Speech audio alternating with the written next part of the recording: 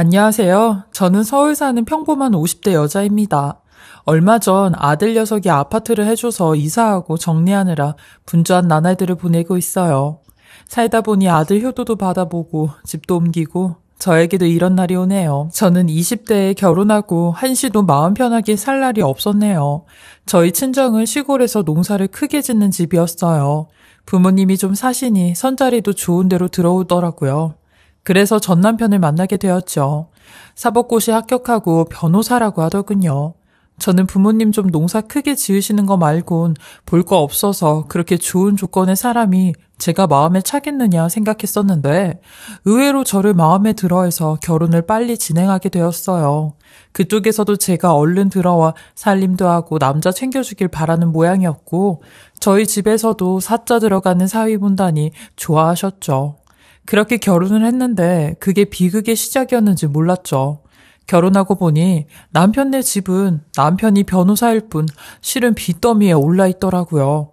저희 집에서 그 빚도 일부 갚아주시고 집도 마련해 주었어요. 이미 결혼하고 신혼집이라는 데를 가보니 웬 판잣집이 있어 저희 부모님이 기겁하시고 빌라 하나 얻어주셨어요. 거기까지는 제가 이해했습니다. 남편이 버는 돈이 꽤 되니 금방 빚도 갚고 저축해서 저희 집도 마련하면 된다고 생각했죠. 그러나 그게 제 생각대로 흘러가지 않더라고요. 남편은 신혼 초부터 술을 굉장히 많이 마셨는데 잠잠하다가도 술값 문제가 늘 터지곤 했어요. 말이 술값이지 아마 주점 같은 데서 여자 데리고 놀다가 산더미같이 술값이 쌓여있던 것 같았죠. 좀 번다 싶으면 그 짓거리에서 돈 다 날리고 바람 피우는 정황도 여러 번 걸렸죠. 그때마다 저도 화도 내고 타이르기도 하고 뒤엎기도 하고 그렇게 살아왔네요. 제가 속 썩으면서 살아온 이유는 한 가지, 저희 아들 때문이었습니다. 저는 결혼하자마자 임신해서 아들을 낳았어요. 이혼 생각이 하루에도 몇 번씩 들 때가 있었지만 아이가 아빠 없이 어찌 클까 싶어서 그 생각을 꾹꾹 누르곤 했습니다. 지금 생각하면 제가 참 어리석었죠. 몇 년은 친정에다가 남편 만행에 대해 말도 못하고 저 혼자 소가리를 하며 지냈어요. 그러다가 아버지가 돌아가시고 저희 집 가세가 급격히 기울었어요. 농사를 크게 짓긴 했는데 아버지가 돌아가시기 전 이 사업 저 사업 벌려놓은 게 결국 빚으로 돌아왔지요. 가진 땅 다 정리하고 저희 엄마 살 것만 간신히 남겨놓았네요. 그나마도 제가 빨리 손을 써서 가능했던 일이었지요. 저희 집 가세가 기울자 남편은 노골적으로 저를 무시하기 시작했습니다.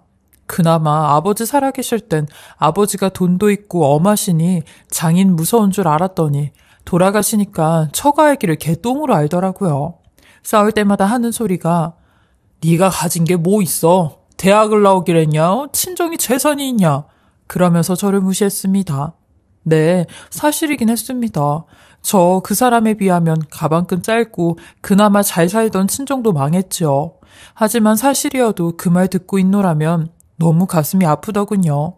남편은 결혼 7년쯤 되어가니 제 눈치도 보지 않고 술을 마시고 술집 여자들이랑 놀아나더군요.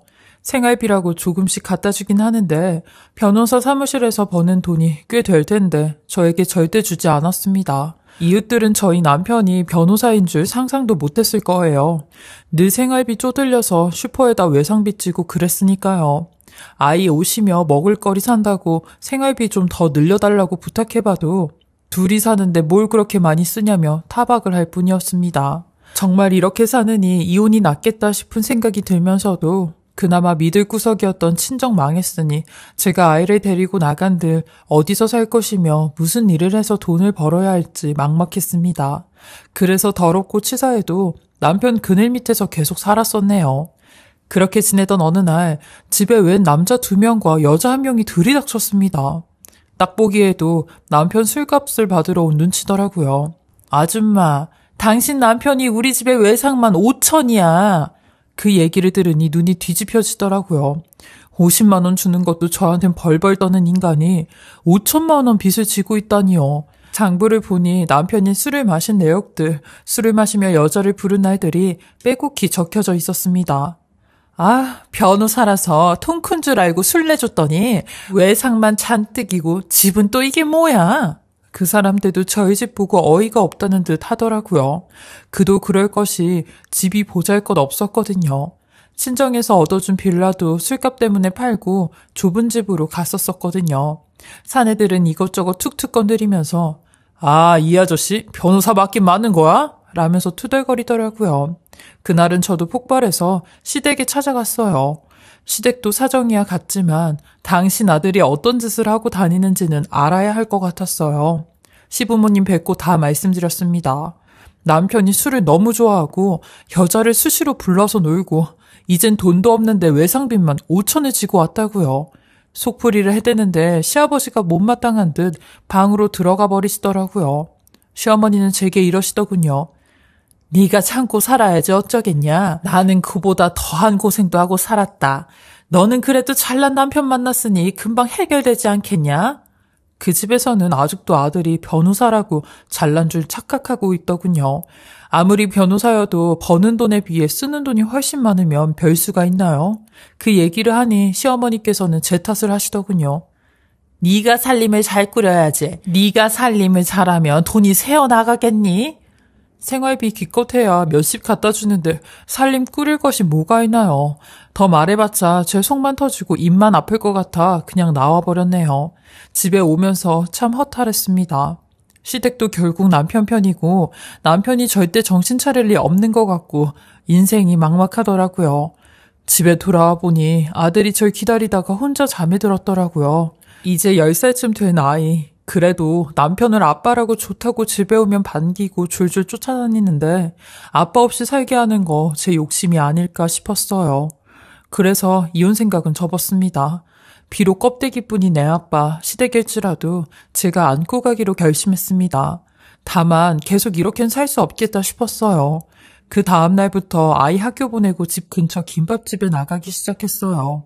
남편이 변호사인데 저는 김밥집 일하는 거 남들이 알면 어이없겠지만 제 상황이 그랬네요. 거기서 일하면서 돈도 벌고 다행히 사장이 좋은 분이라 제게 노하우도 많이 알려주셨어요. 언젠간 나가서 가게 차려보라고요. 그 집에서 하는 동안은 그래도 제가 번 돈은 제가 쓸 수 있으니 아이에게 부족함 없이 해줄 수 있어 좋더군요.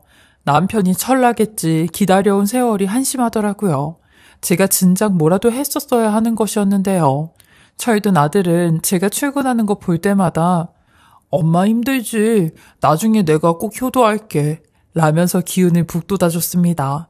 다행히 아들은 제가 일을 해서 챙겨주지 못해도 지 알아서 공부도 잘하고 삐뚤어지지 않고 자랐습니다.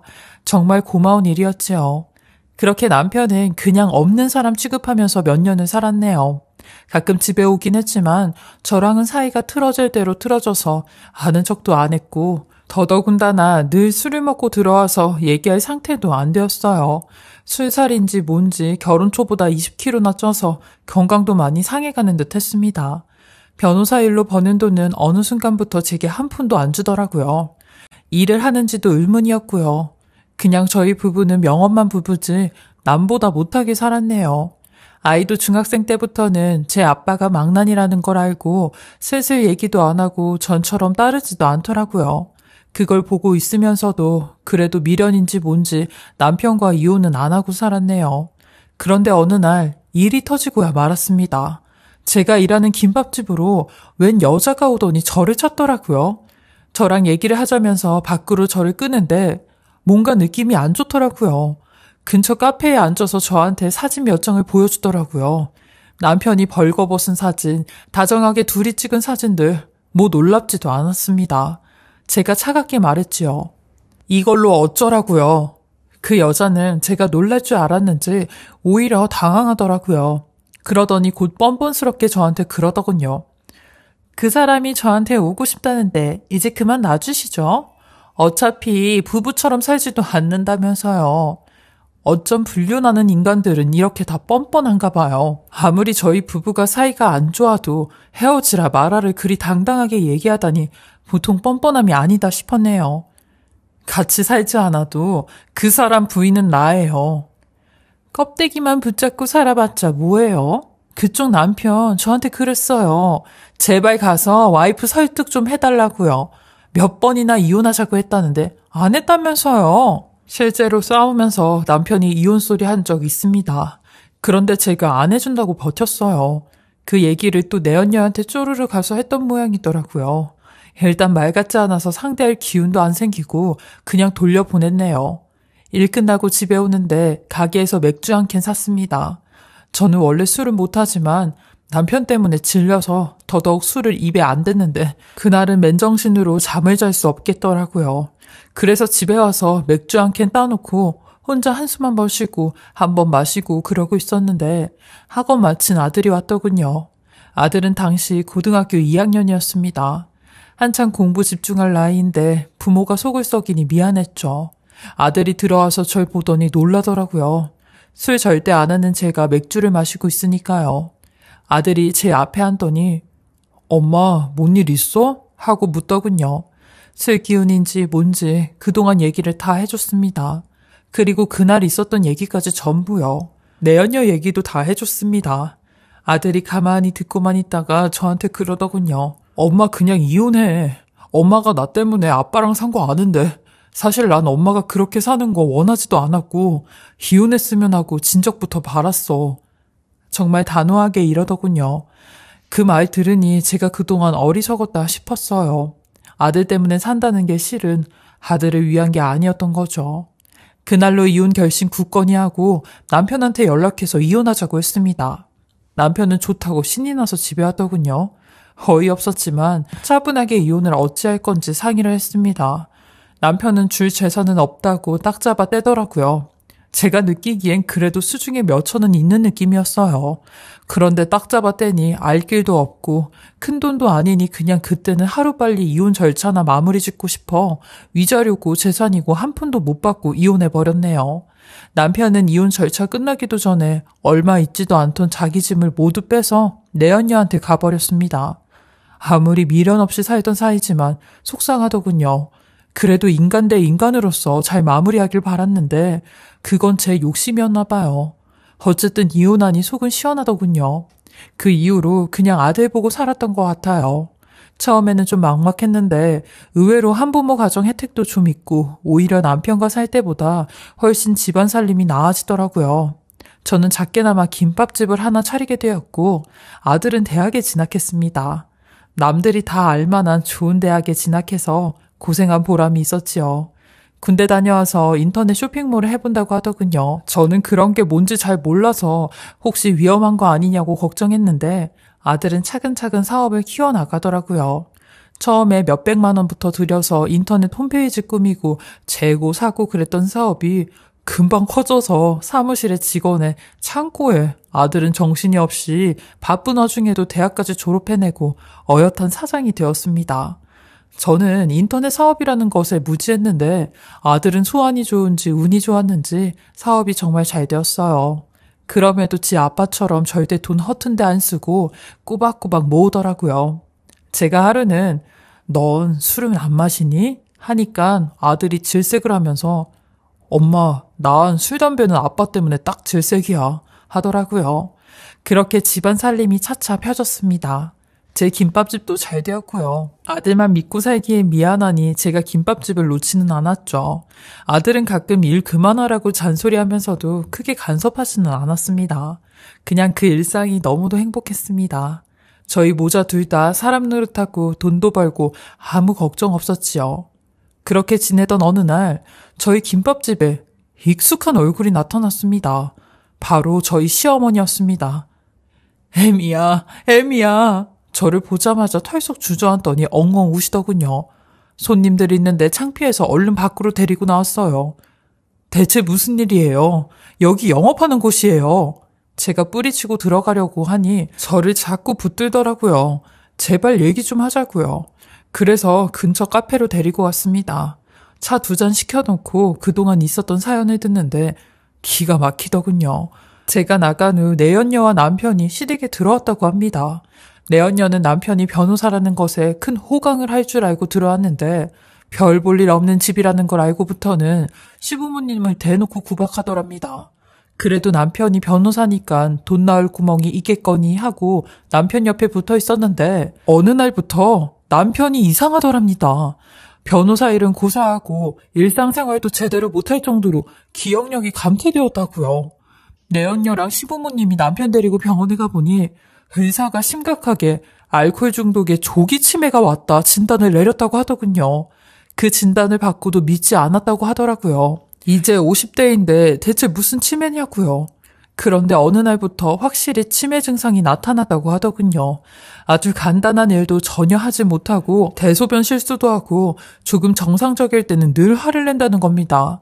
밖에 나가면 무슨 문제라도 생길까봐 집에 가둬놓고 시부모님과 내연녀가 번갈아 가며 돌보는데 요새는 대변도 아무데나 막 저질러놔서 그거 치우는데 죽겠다고요. 내연녀는 매일 도망칠 궁리만 하고 있는 것 같은데 시부모님이 빌고 빌어서 간신히 붙들고 있는 상황이라고 하더라고요. 늙어서 간병 엄두가 안 나시겠죠. 그 얘기 듣는데 저보고 어쩌라는 건가 싶더라고요. 이제 저는 이혼해서 완전히 남남인데요. 저보고 어쩌라는 거예요? 혜미야, 그래도 살아온 정이 있지 않니? 그녀는 도망갈 궁리만 하고 있는데 너 얘기 들으니 김밥집도 잘 되고 우리 손주도 잘 나간다며. 네가 다시 들어와서 우리 애 좀 보살펴다오.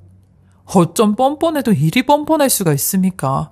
제가 결혼 생활하면서 몇 번이고 도움을 요청할 때마다 남편 잘 만난 줄 알라고 제가 참으면 된다고 할 땐 언제고 이제 와서 저보고 다시 들어오라니요? 멀쩡히 정신 차렸어도 들어갈까 말까인데 치매 간병하러 제가 들어갈 일 있나요?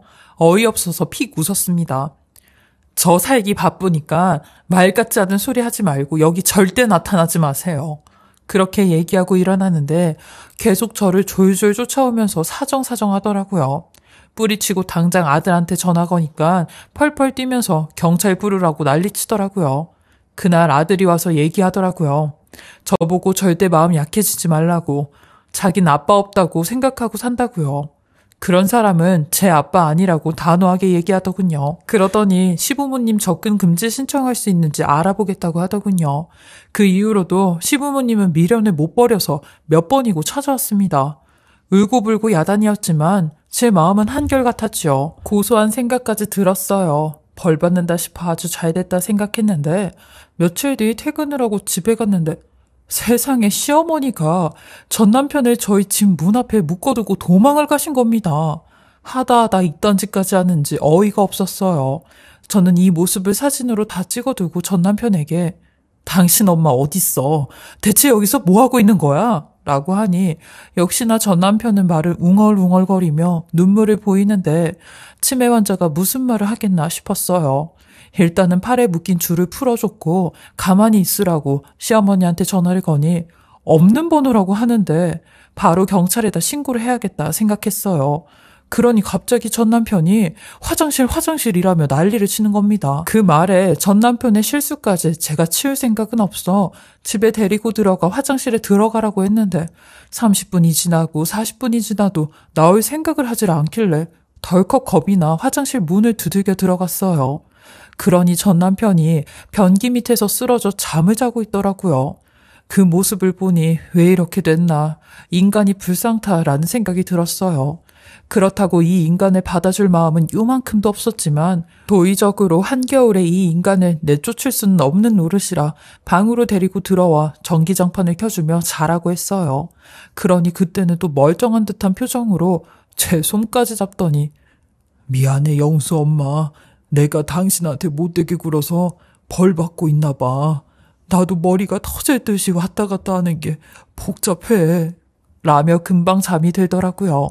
이 모습을 아들이 보면 난리가 날 텐데 그날은 또 하필 아들이 일주일 동안 제주도 워크숍을 간 날이라 저는 전 남편을 그 안에 어떻게든 시어머니한테 데리고 가라고 방법을 찾아야 했어요. 그리고 아는 친척들에게 건너 시어머니와 전 남편 내연녀에 대한 소식을 물어보니 내연녀는 도망을 간 지 진작이라고 하더라고요.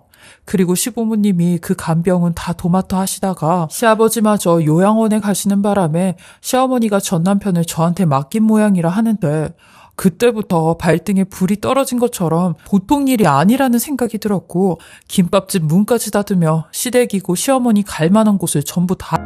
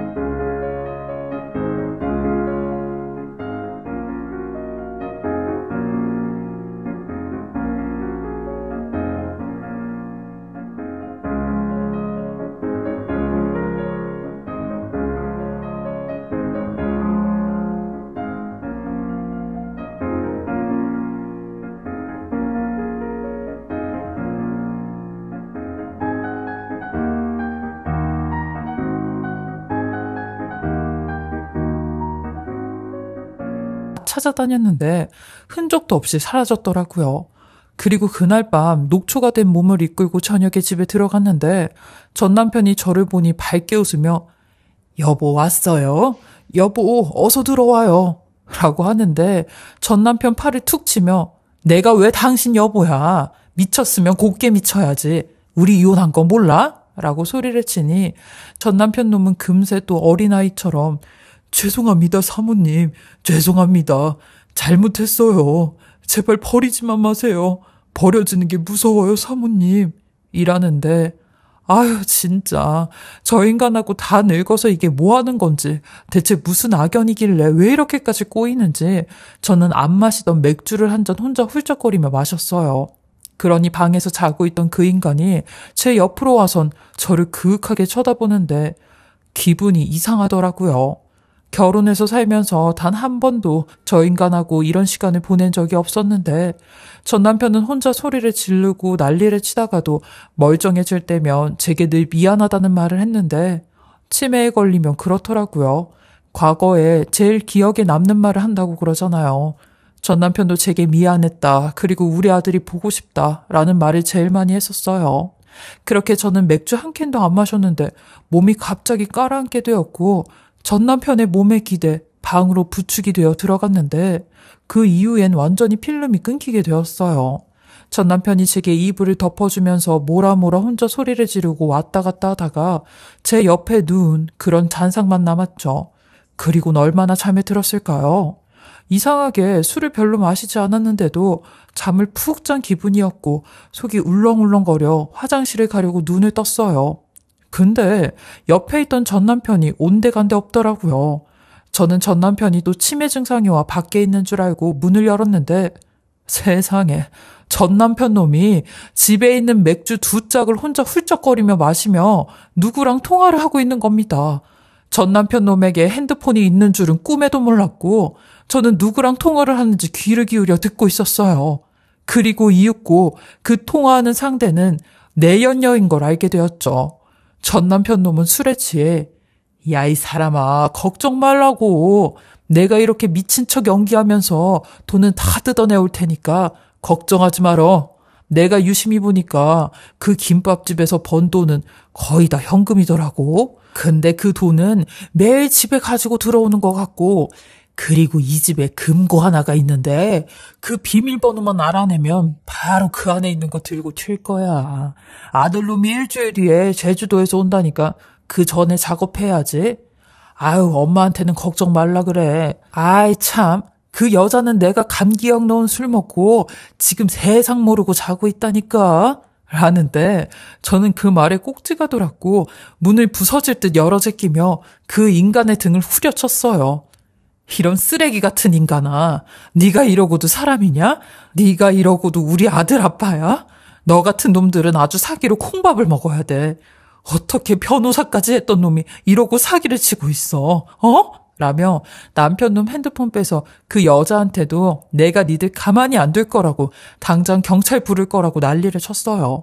전 남편 놈도 제 모습에 술이 확 깼는지 이제서야 미친 척 또 연기를 펼치는데 저는 손에 잡히는 대로 물건 던지고 전 남편이 가지고 있던 핸드폰을 빼앗아 밖으로 내쫓았어요. 그 핸드폰에 있는 문자와 통 내용을 보니 아주 가관이더라고요. 이것들이 작정을 하고 저희 집에 들어온 거고 거짓말을 한 게 명백히 다 있었죠. 그리고 현관문 밖에서 소란 피우는 남편 놈 바로 경찰 불러 이 남자 데리고 가라고 했어요. 저는 아들에게 곧이어 이 사실을 알렸고 다음날 아들이 제주도에서 바로 돌아와 사기로 지 아빠 신고한다고 하는데 저희가 물질적으로 피해본 건 없어 신고는 불가능하다고 했어요. 그렇게 저는 또 전 남편에게 속고 말았어요. 저도 미쳤죠. 무슨 연민이 남아 줄에 묶여있는 전 남편 놈을 집 안까지 들이고 무슨 선행을 베푼다고 시어머니를 찾아 이리저리 다녔는지 미련 곰탱이가 따로 없었네요. 사람이 착하게 살면 이렇게 당하게 된다는 걸 또 한 번 절실하게 느끼게 되었어요. 이런 인간들에겐 선행이 아니라 악행으로 대해줬어야 됐는데 말이에요. 그날 밤 아마 제가 중간에 일어나지 않았더라면 어찌 됐을까 생각만 해도 아찔했네요. 그렇게 전 그 인간들한테 접근 금지 신청하고 진짜로 치매에 걸려 돌아버리라고 온갖 악담을 다 쏟아부었네요. 이제는 정말 그 지긋지긋한 연을 끊어버렸습니다. 현재 저는 아직도 김밥집을 하고 있고 아들은 결혼을 준비 중에 있습니다. 비록 이혼을 한 가정이지만 아들이 처갓집에선 당당하고 기죽어 살지 않았으면 하는 바람이고 저도 남은 세월 내 자식, 내 며느리 그리고 손주만 바라보며 살려고 합니다. 제 모진 이야기 들어주시고 읽어주셔서 감사하고요. 다들 추워진 날씨에 건강 잘 챙기시며 행복하시길 바라겠습니다.